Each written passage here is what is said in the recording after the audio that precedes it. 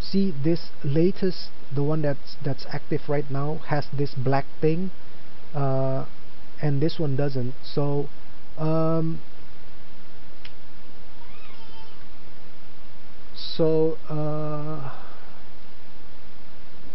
the next, I guess it was an accident where I actually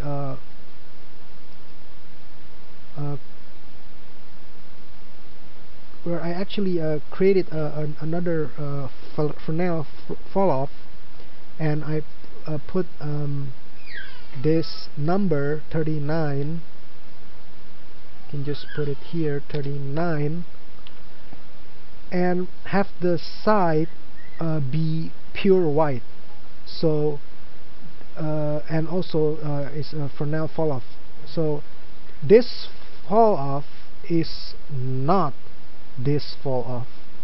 It's another fall off. It's independent from this one. Hey guys, sorry I had to pause the video just now, and when I was back recording, the computer, the Windows sort of restarted itself. So I was saying the fall off in this reflect channel is not the fall off in this blend amount. And when I render the one with the extra fall off, the result is like this. Let me open up in Photoshop. So this is the see how it's got the duplicated fall off into reflection setting, right? So when let's just say that it's extra. So let's compare with the latest render. See how remember I said the latest has a black line, and the earliest doesn't, and now the extra also the extra fall off fixed that problem, and I didn't lose all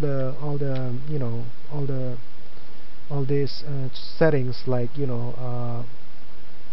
up the Fresnel blend, and down the intensity, and all those. So I didn't refer back to the old one, and instead actually the extra also fixed some. I saw this in some of my early models as well. This bright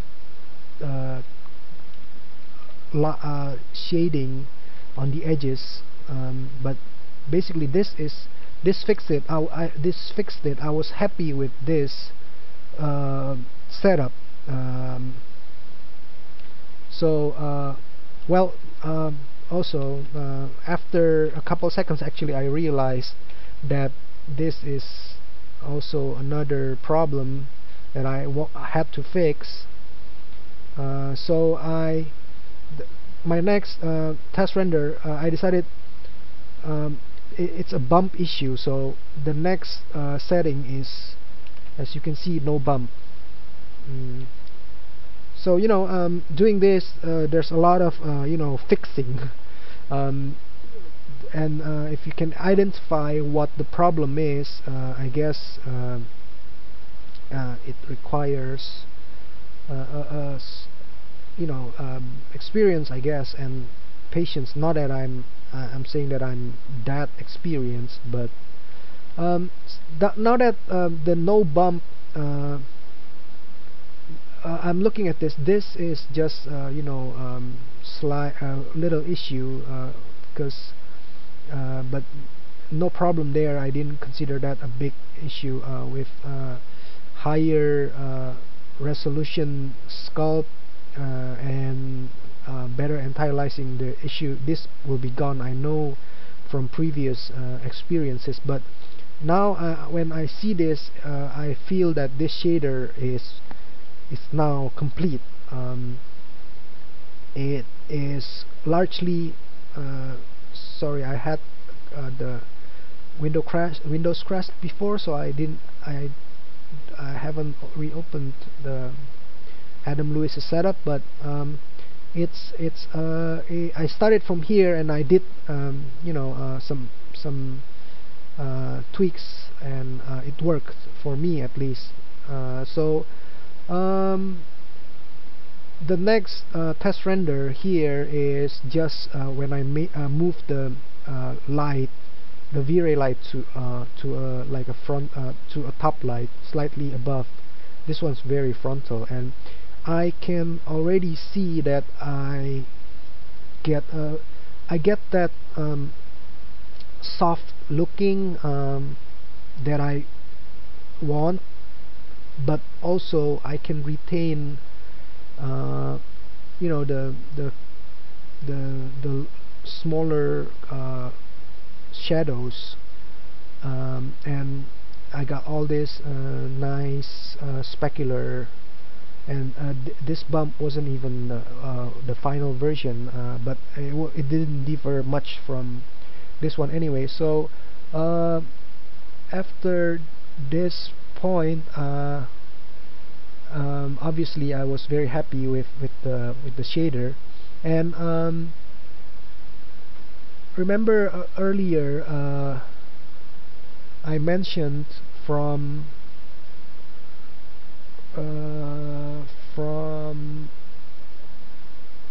sorry, not this one, I can't double click. So as I mentioned from this one, see how I got Lee Perry Smith got this beautiful tiny speculars. I wanted that sharpness as well, which I'm still lacking here. It's there, but I'm still trying to push it. So I changed my anti-aliasing filter to sync type.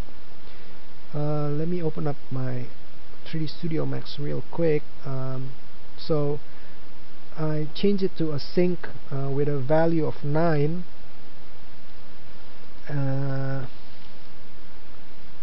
And then I went to try further with a value of 12. Let me just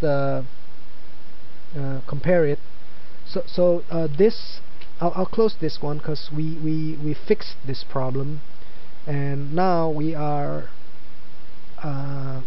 playing around with the anti-aliasing filter and see if I can push these tiny pixels out.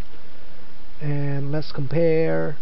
So this is sync 12, let's just name it, and this is sync 9, right? And if you notice, very slightly, I guess this one is, but there is something anyways. Okay, let's just compare a like a sync 6 with a sync 12. I guess it's a more obvious comparison. So excuse me, as you can see here, I don't know if it's in the record, you can tell it from the recording, but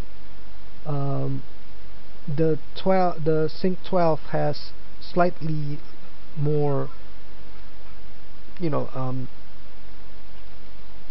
specular pattern,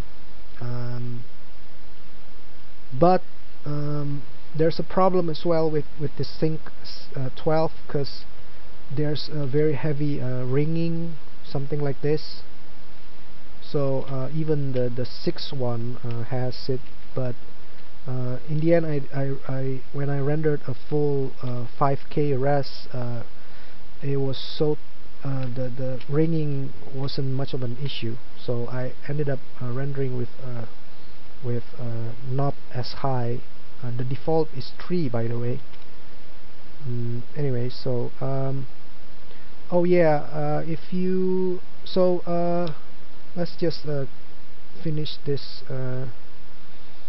first. So now that it's no, and then I was trying with a 9 and a sub-pixel mapping on, but anyways, and then I was back with a bump, but anyways, so after the anti-aliasing filter, I decided, I think I went with a 9 for this one, but anyways, doesn't matter that much. I like what I was getting. These are all the test render different views. At that same point, I was really happy with all these tiny details that I'm looking at, and the specular really sells the look of the skin, where it's still soft, but and it looks to me at least it's slightly wet, especially for this one, but I was concentrating on the face at the moment, but I was liking it. So these are all tests, and you can see this effect. I guess with the teeth there, it's not an issue, but this is getting fake, looking fake, because you don't see this kind of translucentness on a human lips. Probably visible around your fingers if you put it against a flashlight, but it's not an issue. Once we put teeth models in front, then it's not going to be an issue. And there's also gum, the gum model. So but overall, okay, so and then let me show also. Okay, this one's done. So I got what I wanted at that moment, which is to as best as I could reach to this point, and so I was happy with what I did, and then if you guys I don't know if you guys know this thread, but Lee posted a series of different lighting scenarios for his head model, and I think these are really excellent. It's really good. That I think it should, it should be for me treated as like a benchmark for photorealistic 3D, like digital double even, because these are excellent renders. So take a look at this beautiful color bleeding, yet it still retains all this hard looking cast shadow and shadowed area. At the same time, it looks good. But anyway, so I was very inspired by these images, all these series of lighting scenarios. I decided to do a few right at that point, when you were really like high on your achievement that day. You just couldn't sleep, and you just kept playing around with it. So when I was somewhere, see how this is like this one, I was really trying to but of course I was lazy to wait too long, so I turned off the anti-aliasing. But I think my the shader that I got hold up to this, so I was pretty happy. Even this one, which is, I didn't do all, but I just did what interests me. So I got all these, like I think I did this one too with the gold. I like this very warm, kind of like a very French indie look. So just the rim, by the way. So yeah, and this one, this lighting scenario became the basis of my cool version, by the way. And the warm version, I didn't pick it from here. I picked it from somewhere else. But anyways, if you can, try to you know, do this as an exercise. I think it's really excellent, and you will learn a lot just from reading the thread. I think the thread is 50 something pages. I'm not sure how long now, but it was humongous. Anyways, let's see what we are in terms of the shader. We are actually done explaining this whole setup. All is done, and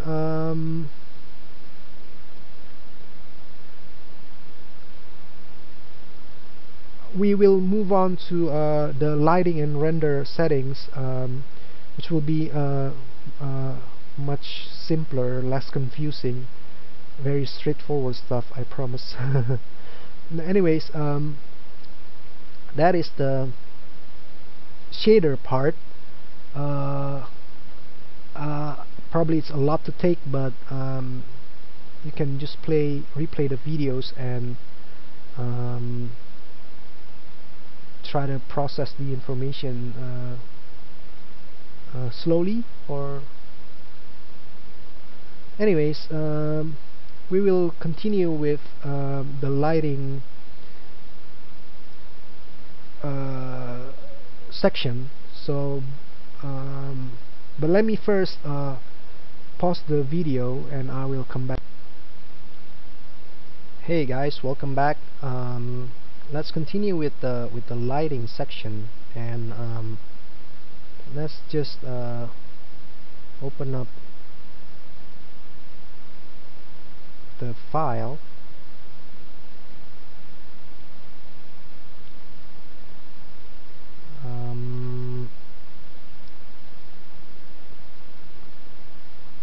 Lighting is pretty simple. There's just a bunch of lights, an HDR. I used a dome light and put the HDR in there instead of putting it in the environment slot. Or there are a couple of ways to put the HDR environment. One way is here. Another way is in the VRay environment override. There are advantage to this one.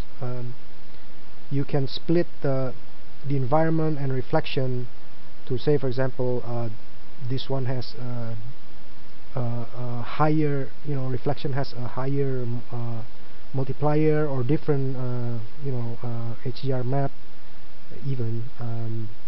So and this one it just considers both the same, and this one actually it also renders a background, and doing it this way and keeping the background black, you'll have a good compositing edges, like, you know, pre-multiplied and stuff. But anyways, let us using an HDR in a dome light, let's just unhide all the lights, and camera is just a basic camera. I prefer to use this one instead of the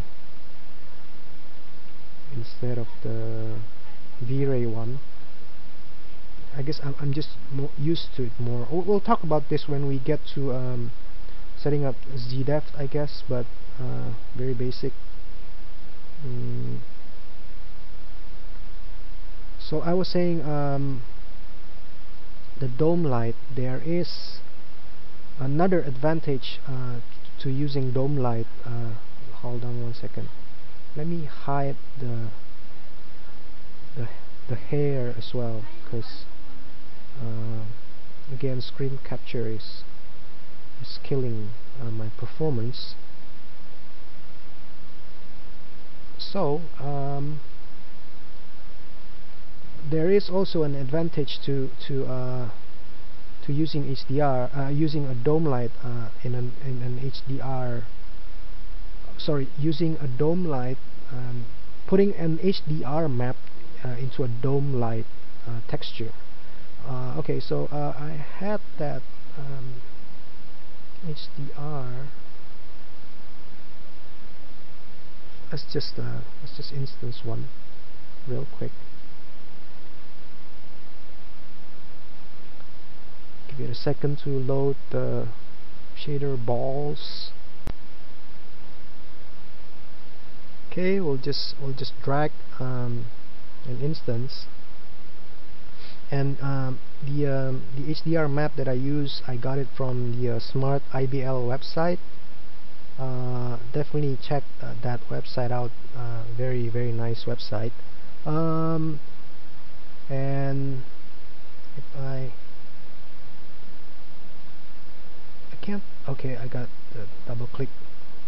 Funny, it's probably my mouse is acting weird. I think if we load, if we get a new like, you know, VRay HDRI, a new one. Okay, the default option is angular. Just switch it to spherical and it should work fine. I guess there's nothing to explain here. Remember, the for HDR, the gamma is 1.0. I guess this new VRay version, the newer version, there's a gamma thing there, but before it was in the regular, like, bitmap loader. Otherwise, which is good, because if you forgot to load the gamma and you have like an input gamma of 2.2, you can probably turn into like a green monster, because you have gamma radiation. Okay, that's a lame joke, but anyways, nothing else done here. Also, we don't have to do it this way now, because it's there. But anyways, this is the HDR. There's an advantage to a dome light, is because I guess if you have a, like, a, you know, shadow, it has a sampling subdivision. So if you have you know, if your lighting relies primarily with the dome light, then it's nice to have a sampling control, because you don't get that here, or that should be off, by the way, and you don't get it obviously there.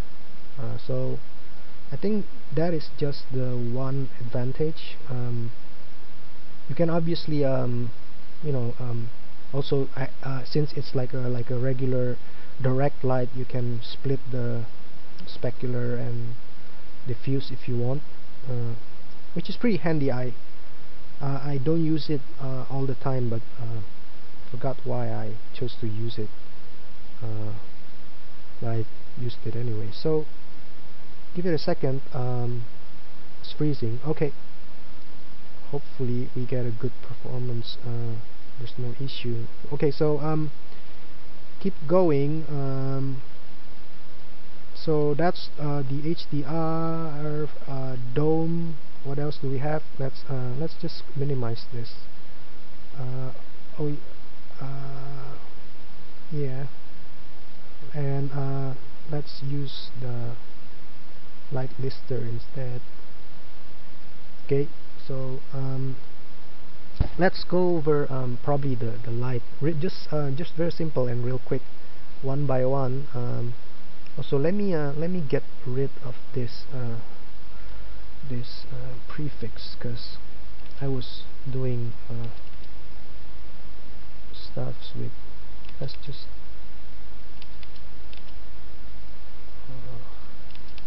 sorry, I should have done this earlier, but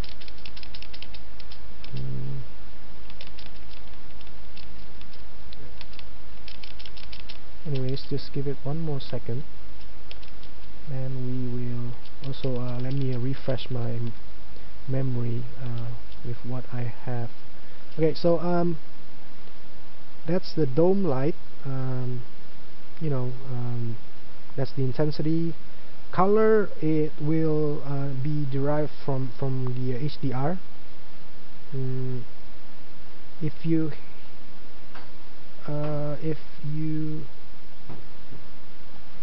hold on.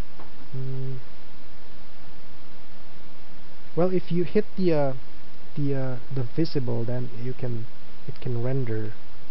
But I want the,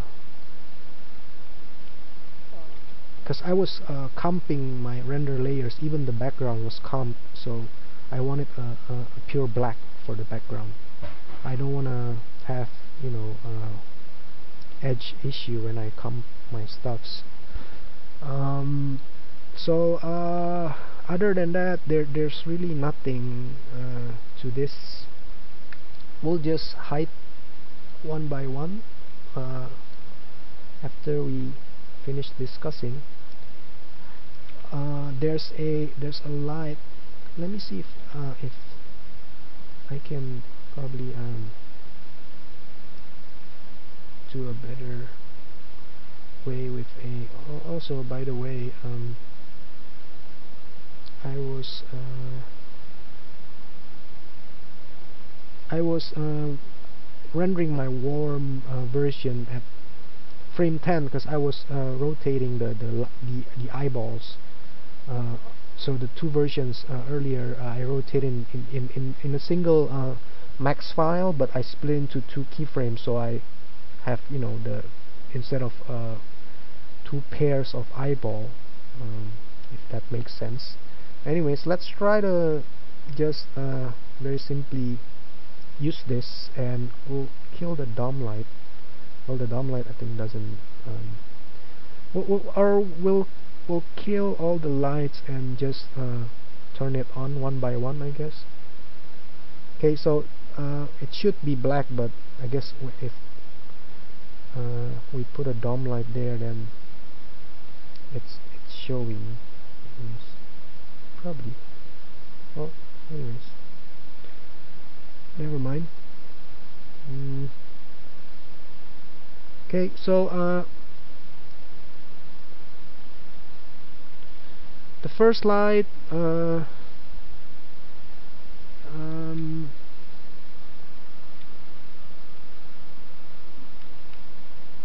is positioned there. I kind of wanna have kind of like a well, I have here a couple of few references. and these are just screenshots of photos that I think is pretty interesting, and I was going for this one, actually not a complete like recreation, just getting ideas. I was doing a few versions, and see which one worked. so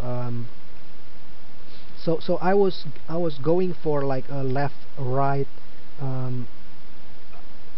high intensity, like almost like key, but then also there's a let me show you my render result. Again, the problem with the right clicking, double clicking, sorry.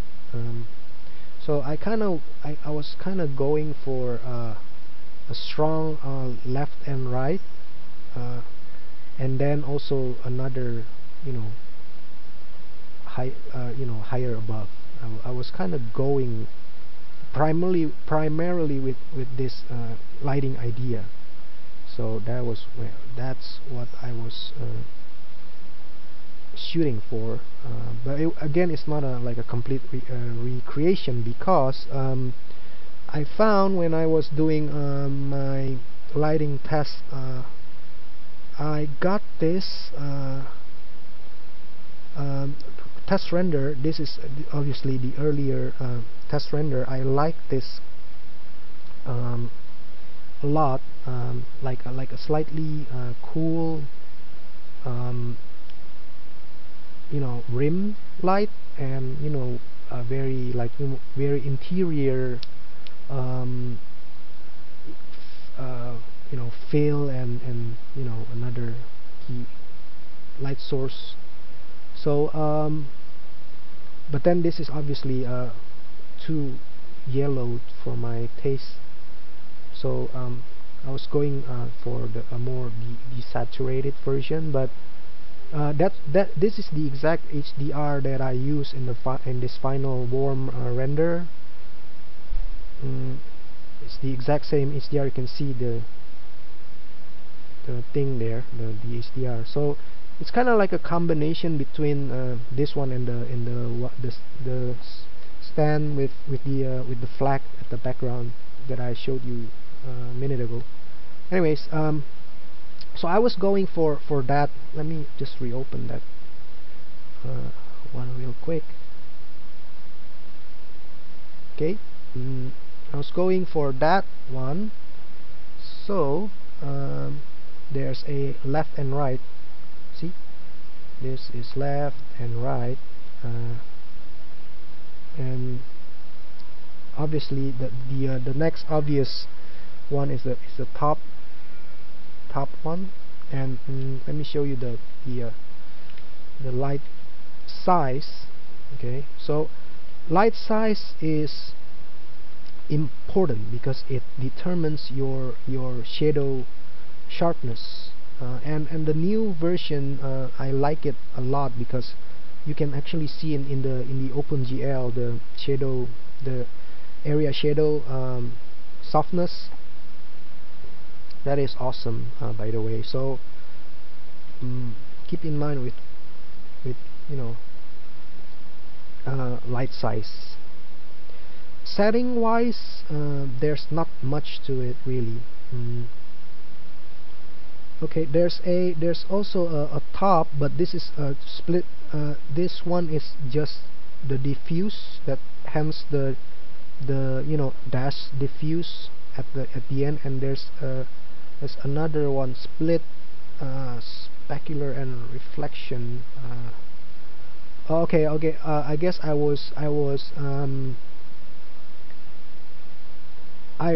wanted to have a stronger specular, but I just want to split the diffuse and the specular. That's all. I want it stronger on the specular, but I don't want to overblown my diffuse, because at some point the shader, let me see which one, if it's overly bright, then it started to look fake. in one of the test renders. Let me see, not that one, but the successful ones, I guess these ones. At least to me it looks kinda, funny. So anyways, hence that's why I split the diffuse and the reflection, specular and reflection. So if I select, these are like two lights placed like instance no, copied on top of each other, exactly the same length and width, and just later split. So with those two explained, and the dome explained as well, there's a rim light that if we turn it on, excuse me for 1 second. Okay, sorry about that. There's a rim light. I was saying that if we turn it on, this rim light is bluish, so it's like the HDR. 1 second, should be here. This one, and it was pointing. Basically, I like to have the shoulder kind of pop out from the background a little, so because I guess it's a beige color against a beige color, so I want to separate it a little bit. I didn't have that glowy white background photographers used to have, like they like to for example, you've seen a lot of it, like in Look Begins, yeah, something like this. I tried it. It's very simple actually. I can just in Photoshop. If you render in layers, then you can do it in Photoshop. Don't have to do it here. Less is more in terms of lighting and rendering, because the more lights, the heavier it gets. That's why it's slightly blue, and it's pointing to the shoulder basically. Basic setting, and let me this glint is just a very tiny light, and the purpose is just to add some stuffs. Basically it's this one, but probably it's from the HDR. I'm pretty sure it's this one, the small rectangular glint, like a hotspot basically. And this one is important because it gives your subject life, and otherwise anyways, see how it just affect reflection. Last lighting is a big light at the right side, and I remember it's slightly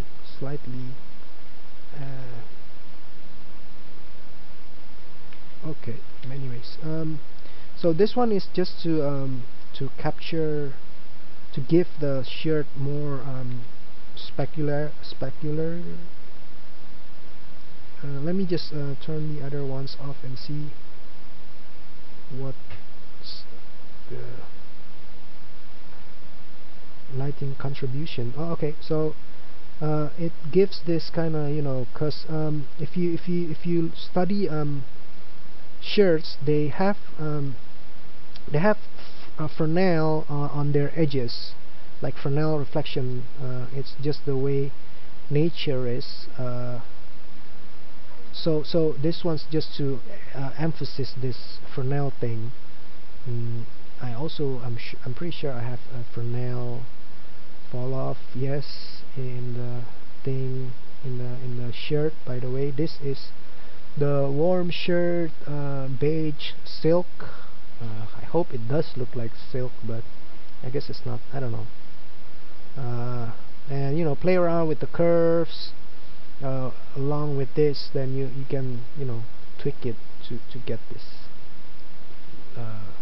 you know, silky velvety looking shirt, because he, you know, he's a celebrity. He doesn't wear you know, he wears branded.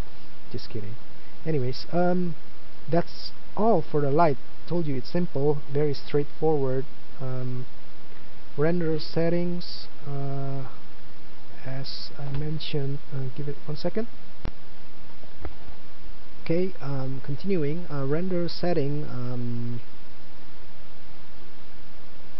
you know, oh, by the way, I didn't use VRay frame buffer. I used the regular rendered frame window, because for some reason this 3D Studio Max version 2012 is acting funny. I don't know if it's a bug or something, but it has problem with that. I don't know what you guys. I have it in the office as well, and this is my home computer. Both are Max 2012, and it has that you know, frame buffer is kind of like, you know, freezing and stuff. But anyways, so I decided to use the regular frame buffer. So obviously I showed this in a glimpse. It's gamma. I use gamma 2.2. This is there's a lot of you know, information about this thing already, so I guess there's no need to cover it.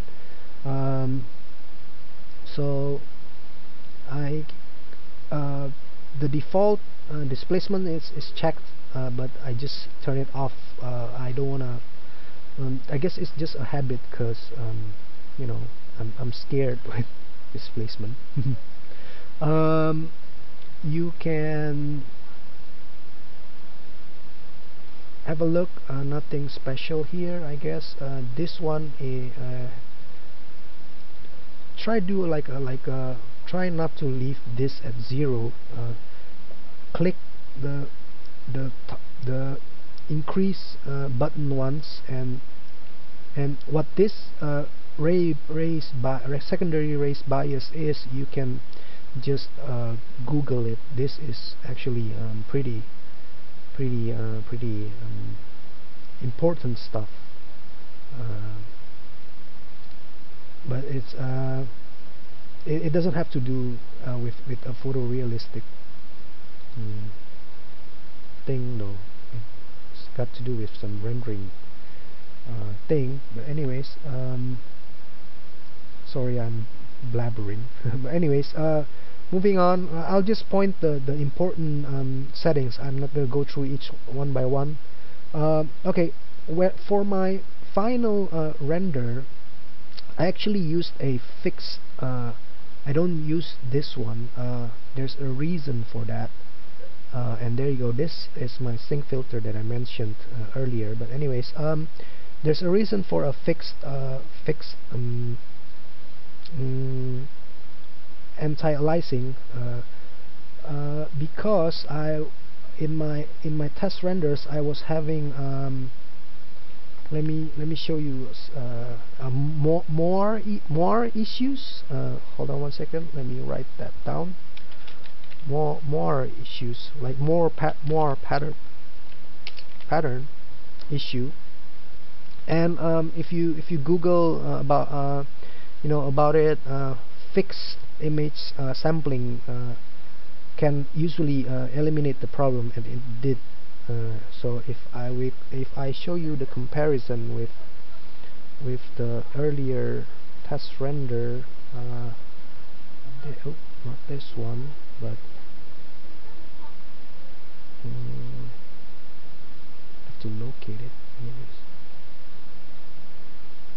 But okay, bear with me, please. Oh, there.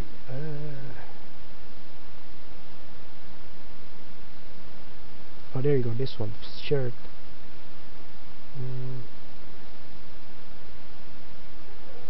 Okay, I was having some, if you have a repeating pattern, and it will create this called more pattern. Probably you can get more information about it, but if you come across it, if you don't, then never mind. As you can see, this one's off. The color mapping, I leave this at another gamma thing. Just leave this as 1 if you in the VRay color mapping, if you use this render window. If you use the VRay, but I'm not gonna go through it. Maybe I was thinking of doing another like a mini tutorial on gamma, but there has been a lot videos about it anyways. So continuing, type, I almost always use this one, especially if you want to render out to compositing packages. But if you're just rendering to Photoshop or something, I find this Reinhardt type is good because it's got a burn thing, where if like in Mtl Ray's photometric, what do you call that thing, exposure control, you can reduce the burn value to 0.8 or something. But I don't have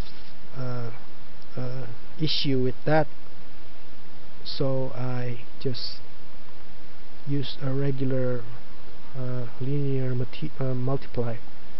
Nothing here. Okay. For the GI engine, there's a big reason to use a brute force and a light cage combination, and it's I will cover that in the Ornatrix part, because it's in the Ornatrix manual, I remember. But since I can't go online, I haven't saved the manual web page, so I'll do that in the next video. But for now, let's just talk about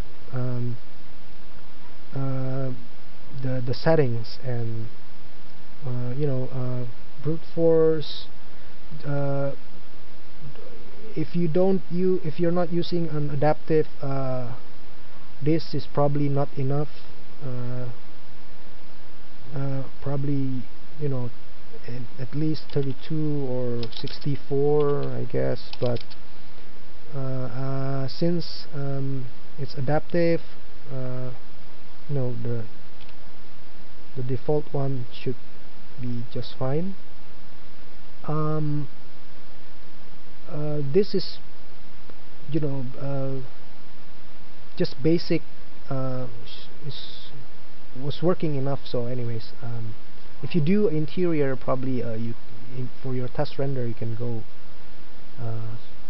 with this number, and then slightly higher for your, I don't know, 2500 is probably good, but all depends. And by default, the store direct light is checked on, but I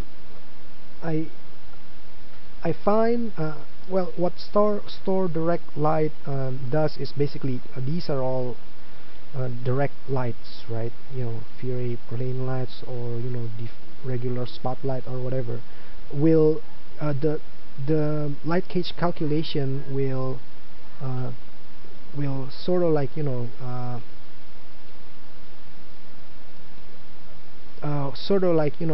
put the shadow calculation from the subdiffs amount and stuff.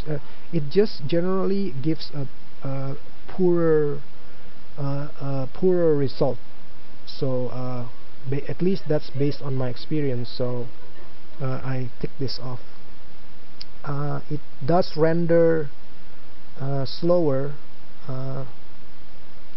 but if you tick this on, your light gauge calculation is longer. So there's pretty much a different end up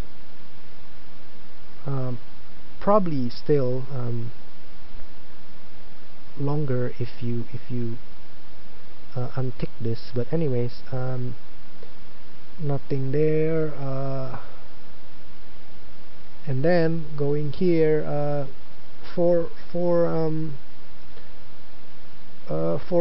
I guess final rendering, you can lower this down to like a 0.005 or 0.003, but since I know I kind of wanna, since it's a still frame and I know I will be adding like some noise later, and I actually want some slight noise in my render. So I found this number is fine. I don't have to lower it down. I guess if you do animation, you kind of want to lower it down a little. Don't care about those there. Not using displacement.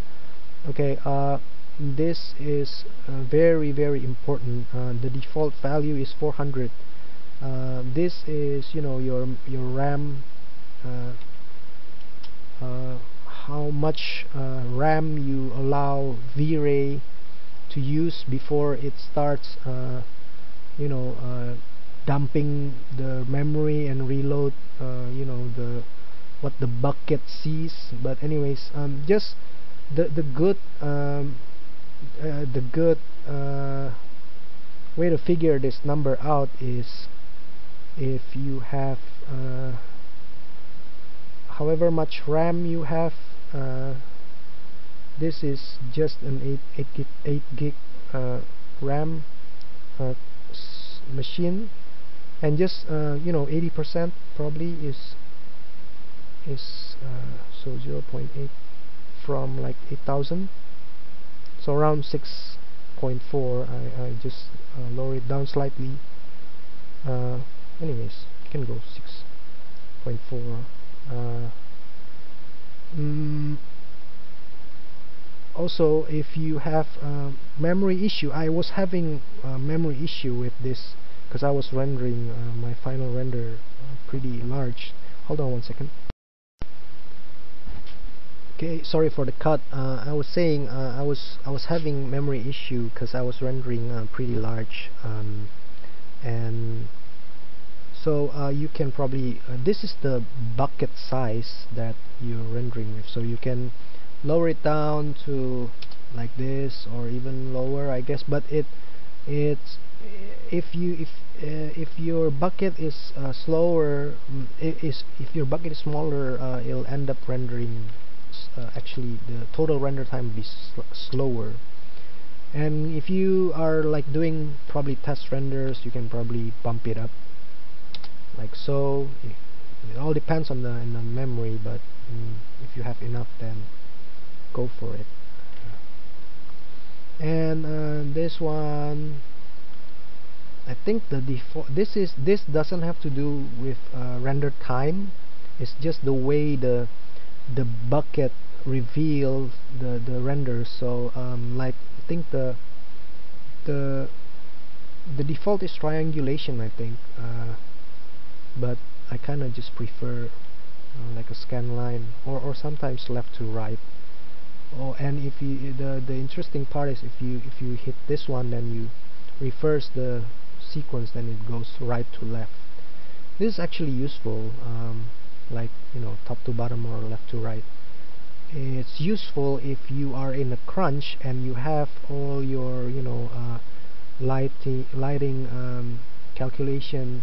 For example, if you're using Irradiance map, this sorry, this is kind of like a detour, but a tip, I guess.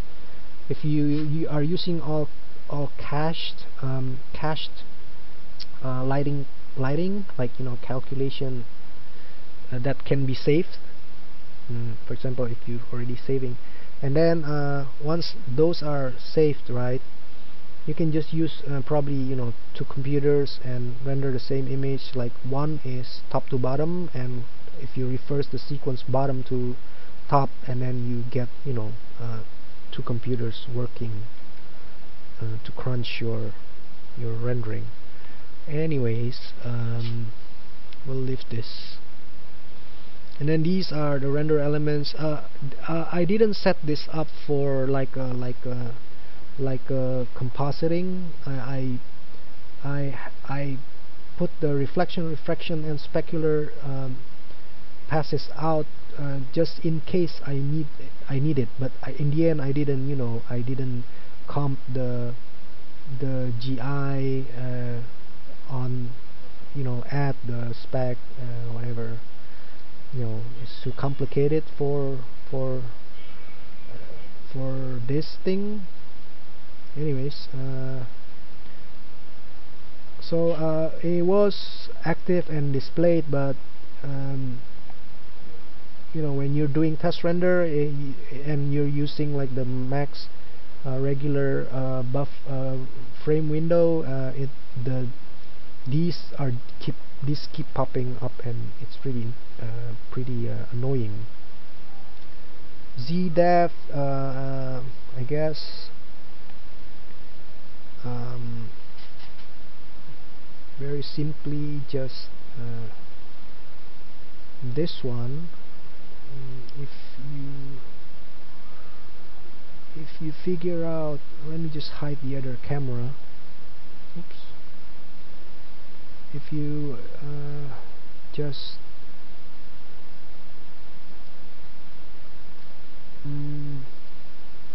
like this is the near range. See this? Let me also hide the lights. As you can see, this is the near range value, which is 220, and this is the far range, which is 360. So as long as it encompasses pretty much your models, then this ZDef should work fine. And the key, the one key with ZDef is just to render it into a, like, at least a 16-bit file format, because 8-bit sometimes not enough. And that's about it, I think, for and that concludes the second video, and we will move on to the third video. Cheers.